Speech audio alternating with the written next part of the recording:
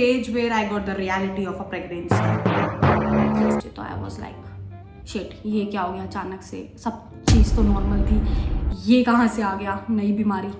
तो So hey guys, welcome back to my YouTube channel and thank you so much for giving so much love towards my earlier vlogs। और आपने मेरे first trimester के जो symptoms थे, जो भी व्लॉग में मैंने बताया, आपको शेयर किया अपना एक्सपीरियंस, आपने इतना ज़्यादा प्यार दिया, लोगों ने बहुत सारे क्वेश्चंस भी उस पर पूछे जिसका मैं रिप्लाई करने की कोशिश करती हूँ टाइम पे। प्लस ये मेरा ना पर्सनल एक्सपीरियंस है, इसका मतलब ये नहीं कि सबके साथ ना सेम होता है, फर्स्टली, ठीक है। सेकेंडली आप बस क्या बोलते हैं, कंपेयर कर सकते हो मेरे सिम्टम्स और अपने सिम्टम्स, अगर मैच करते हैं तो आप वो प्रिकॉशंस ले सकते हो जो मैंने ली है।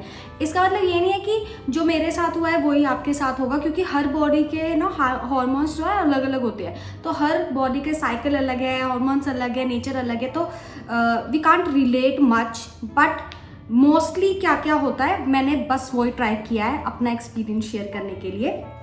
तो I am in my third trimester now. Time ना वेस्ट करके फटाफट स्टार्ट करते हैं मेरी सेकेंड ट्राइमेस्टर की जर्नी। सो स्टार्ट होती है जैन, फेब एंड मार्च की, क्योंकि फर्स्ट 3 मंथ्स वो सितंबर अक्टूबर नवंबर निकल गया, सितंबर अक्टूबर नवंबर एंड देन दिसंबर का बीच मिडल वन, एंड देन दिसंबर से स्टार्ट जैन से फेब से मार्च, ये 3 मंथ्स हुए सेकेंड ट्राइमेस्टर। तो सेकेंड ट्राइमेस्टर अच्छा ठीक है, अवॉइड करना मेरे बालों को, मैंने कुछ किया है इसका, थोड़ा सा फ्लफी हो गया उसकी वजह से, उसका रूटीन मैं कभी नेक्स्ट ब्लॉग में डाल दूंगी। I am sorry for the interruption.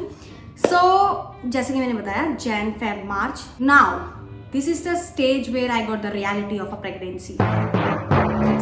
Because मुझे जितना भी बताया था कि फर्स्ट 3 मंथ में तुम्हारे साथ ऐसा होगा, मेरे साथ वैसा कुछ नहीं हुआ। वो मुझे जाके हुआ 4th मंथ में, मतलब जब भी ट्राइमेस्टर सेकंड स्टार्ट हुआ, जब मुझे बताया गया था कि 4th और 5th मंथ में तुम्हें पता ही नहीं चलेगा, तुम्हारा हनीमून पीरियड स्टार्ट हो जाएगा, हनीमून प्रेगनेंसी स्टार्ट हो जाएगी। बट मेरे साथ ऐसा कुछ नहीं हुआ था, सब उल्टा हुआ क्योंकि मेरे को 4th मंथ स्टार्ट होते ही सबसे पहले तो मेरा इम्यून सिस्टम बहुत वीक हो गया था। आई don't know what was the reason. I was having good food, diet भी प्रॉपर फॉलो कर रही थी, एक्टिव भी थी, मे बी ट्रैवलिंग और ऑफिस के चक्कर में शायद मेरा इम्यून सिस्टम वीक हो गया था। ऊपर से उस टाइम बहुत ठंड भी थी, बहुत ज़्यादा विंटर वाला मौसम हो गया था, और मेरे को दिल्ली की विंटर की आदत नहीं है, बिकॉज मुंबई में, हैदराबाद में तो ऑफकोर्स इतनी ठंड नहीं होती है, तो यहाँ की जो ठंड थी वो वैसे भी मेरे से बेयर नहीं हो पा रही थी ट्रैवलिंग की वजह से।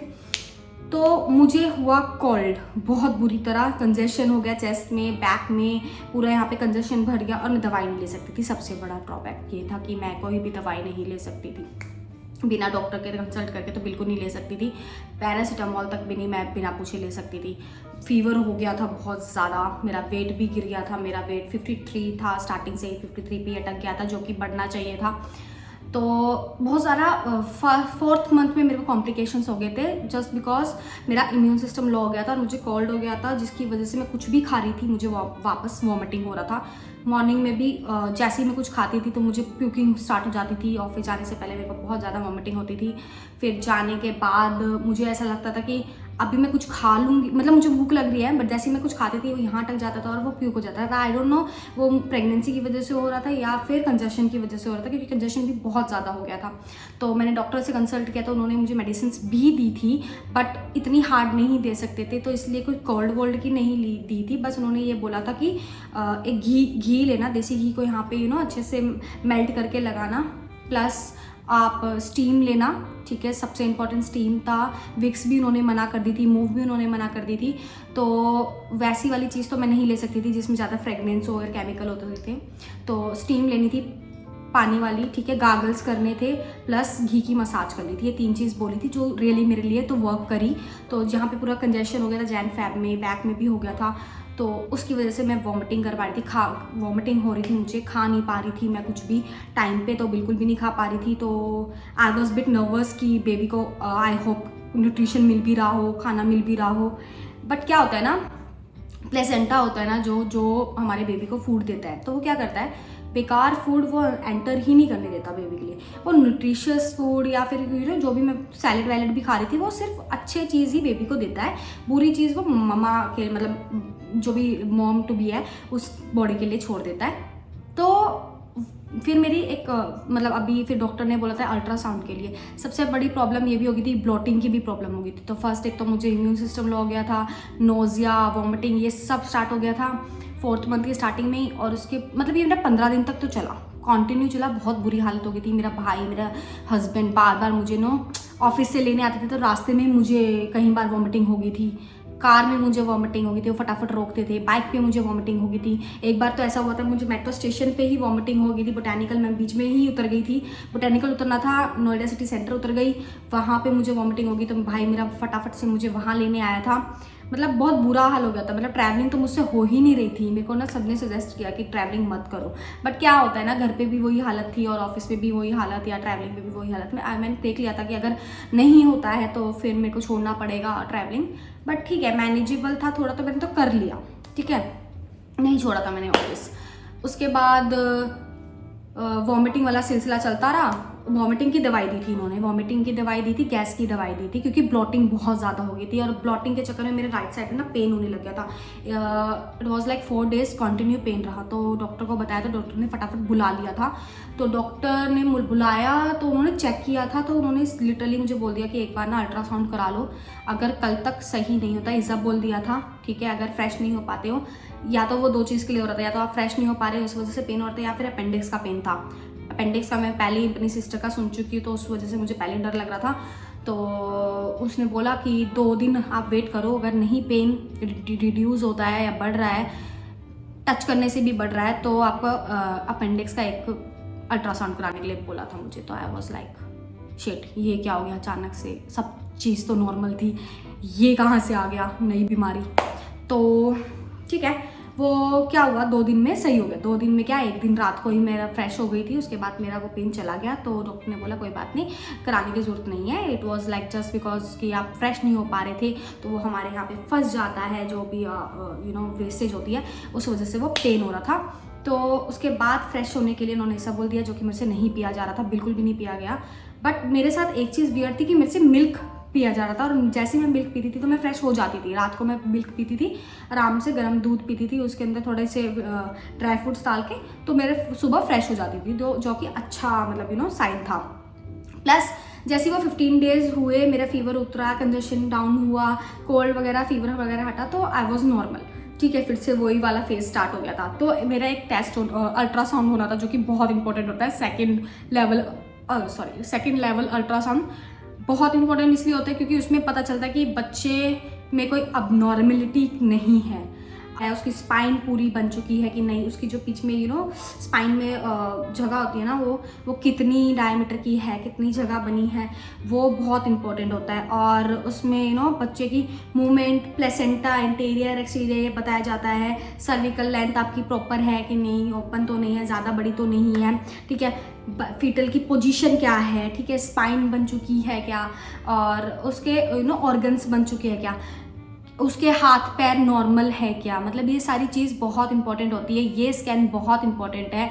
क्या होता है ना, मुझे बोलना नहीं चाहिए, बट कई बार ये टेस्ट में ना बेबी का पता चल जाता है कि वो उसका एक हाथ नहीं है या पैर नहीं है, या अब नॉर्मल है बच्चा, या उसका सर नहीं बना है, हाफ बना है। तो कहीं पेरेंट्स होते हैं वो अबॉर्ट करने के लिए सोच लेते हैं कि मतलब ऑफकोर्स अब नॉर्मलिटी के साथ बेबी पैदा करना इट्स पर्सनल चॉइस, बट कहीं लोग होते हैं वहाँ पे वो ड्रॉप कर देते हैं। तो बहुत नर्वस थी मैं, क्योंकि एक तो मेरी हालत इतनी ख़राब हो गई थी, बीच में वेट भी नहीं बढ़ रहा था। तो आई वाज लाइक कि बेबी को न्यूट्रिशन मिला है प्रॉपर कि नहीं, विटामिन मिला है कि नहीं, खाना मिला है कि नहीं, वेट बढ़ा है कि नहीं, ये सब सारा चेक करना था। मूवमेंट क्योंकि ऑफकोर्स तब तक तो नहीं आई थी, उसके बाद मतलब फील नहीं हुई थी मुझे मूवमेंट तब तक तो, क्योंकि इंटीरियर में मैंने सुना है कि बाद में लेट थोड़ा पता चलता है मूवमेंट का, एक्सटीरियर में पता चल जाता है जल्दी। तो वो जब चेक कराने गए थे तो पूरी बुरी हालत हो रखी थी हमारी, क्योंकि हमारे से जो 2 लोग पहले गए थे उनके साथ भी कुछ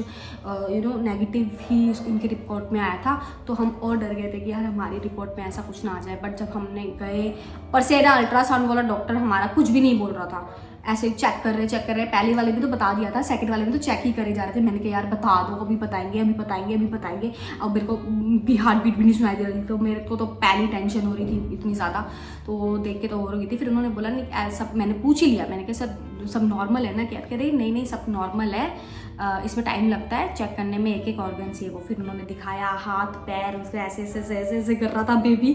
मैंने फर्स्ट टाइम देखा, he was doing I don't know, sorry he या she was doing like this, ऐसे कभी एक कभी दो। मेरे हस्बैंड बोलते ये तो एम्पायर बनेगा, कभी आउट दे रहा है कभी दो दे रहा है। तो मतलब बेसिकली पूरी रिपोर्ट नॉर्मल थी, डेट भी सब कुछ सही था, ऑर्गन से भी सब कुछ सही था, बेबी बिल्कुल सही था। तो मेरे लिए बहुत बड़ा रिलीफ था। बट बेबी बिल्कुल सही था, बट मेरे अंदर वीकनेस आ गई थी बहुत ज़्यादा, तो जिसकी वजह से डॉक्टर्स ने मेरा विटामिन चालू किए, मल्टीविटामिन स्टार्ट किया, फिर विटामिन डी स्टार्ट किया, उसके बाद कैल्शियम स्टार्ट किया। ये 3 दवाइयाँ स्टार्ट करी, फॉलिक बंद कर दी थी उस टाइम तक, ठीक है। और फिर मेरा क्या वेट लूज़ हो गया था, तो उन्होंने प्रोटीन पाउडर बोला मुझे, तो प्रोटीन पाउडर रात को दूध में पीने के लिए बोला, जूस रेगुलर बोला, क्योंकि मेरा हीमोग्लोबिन भी कम हो गया था क्या, वो मेरा अभी भी कम है। मैं उसके लिए क्या कर रही हूँ वो मैं 3rd ट्राइमेस्टर के लिए मैं बता दूंगी। बट 2nd ट्राइमेस्टर था, स्टार्टिंग जो था ना मेरा मंथ, 4th मंथ बहुत वियर्ड था। वही चक्कर वक्कर, वॉमिटिंग सब हो रहा था, spine pain, back pain, vomiting बुरी तरह, कंजेशन, मेरे को ब्रीथिंग में भी इशू हो रहा था, just because I don't know why, but may be क्योंकि ठंड थी, जनवरी फरवरी का महीना था और मैं ट्रैवल कर रही थी, तो इस वजह से इम्यून सिस्टम बहुत लो था। और जैसे भी किसी को भी कफ या फिर वो होता था, तो मेरे को बहुत जल्दी हो जाता था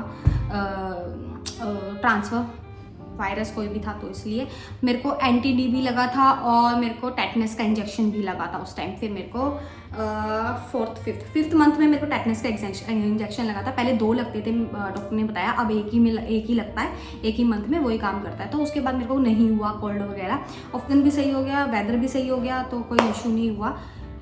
बेसिकली मेरा 2nd ट्राइमेस्टर 1st ट्राइमेस्टर से ज़्यादा मुश्किल था। 4th हाफ मंथ तक मेरे को बहुत प्रॉब्लम हुई, उसके बाद मेरा सब नॉर्मल हो गया।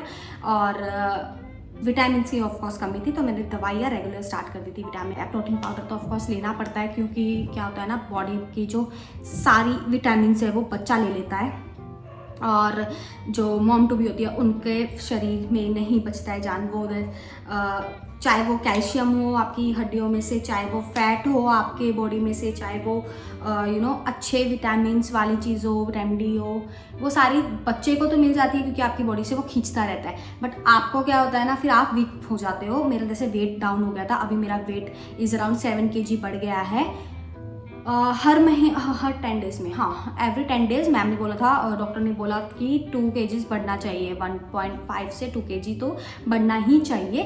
8th मंथ में आप ज़्यादा ना खाओ के, कम खा के, डाइट फॉलो करके कम खाओ, सो डैट कि आपका बेबी ज़्यादा वेट का ना हो जाए, जिससे नॉर्मल डिलीवरी में प्रॉब्लम आए। वो मैं आपको 3rd ट्राइमेस्टर में बता दूंगी, पर 2nd ट्राइमेस्टर में यही था मेरा एक्सपीरियंस। और yes, I was travelling, I was doing my work, office जा रही थी, मैं विटामिन्स ले रही थी, खा रही थी टाइम पे। ऑफिस में भैया थे, बहुत हेल्प करते थे, और ऑफकोर्स घर पे मेरे हस्बैंड और भाई था, तो उन्होंने मेरी बहुत हेल्प करी है। मैं जल्दी ही मेरठ शिफ्ट होने वाली हूँ, तो वहाँ पे मदर इन लॉ भी होंगी, तो शायद ज़्यादा केयर हो। Thank you so much. Next blog मैं 3rd ट्राइमेस्टर का डालूंगी, जिसमें मेरे सारे एक्सपीरियंस और मूवमेंट का जो एक्सपीरियंस था मेरा, आई वाज लाइक, जो मुझे पहली मूवमेंट फील हुई थी, that was another level. I hope जिसकी भी लाइफ में ये खुशियाँ ना आई हो, जल्दी से ये मोमेंट आए उसकी लाइफ में। आई नो ये बहुत इंपॉर्टेंट होता है, बहुत बार नेगेटिव आता है, पॉजिटिव आता है, बहुत हार्ट ब्रेक्स होते हैं, बहुत स्ट्रेस होता है, लोग डिप्रेशन में चले जाते हैं। प्लीज़ ऐसा मत करो, पहले अपनी बॉडी पे थोड़ा सा फोकस कर लो, थोड़ा सा टाइम दे दो अपनी बॉडी पे, ज़रूर आप कंसीव कर पाओगे। मेरे को PCOD था, मेरे को कितने 3 साल लग गए, और ट्राई करने में ये बोल सकती हूँ 4-5 महीने ही लगे, बट हो गया कंसीव भगवान की कृपा से। थोड़ा बहुत डाइट फॉलो करके, जो मैंने आपको लास्ट व्लॉग्स में बता दिया क्या क्या मैंने फॉलो किया था, so all the best guys, जिसको कोई क्वेश्चन पूछने है वो कमेंट कर सकता है। अपना ट्राइमेस्टर, आपके तो सेकंड ट्राइमेस्टर में क्या क्या हुआ था वो मुझे पक्का शेयर करना, कमेंट करना, फॉलो करना मेरे को इंस्टाग्राम पे, जो रेगुलर रील्स में डालती रहती हूँ, अपडेट डालती रहती हूँ। बहुत अच्छे प्रेगनेंसी के प्रोडक्ट्स भी आ रहे हैं, तो मैं वो भी आपसे शेयर करूँगी। Love you guys.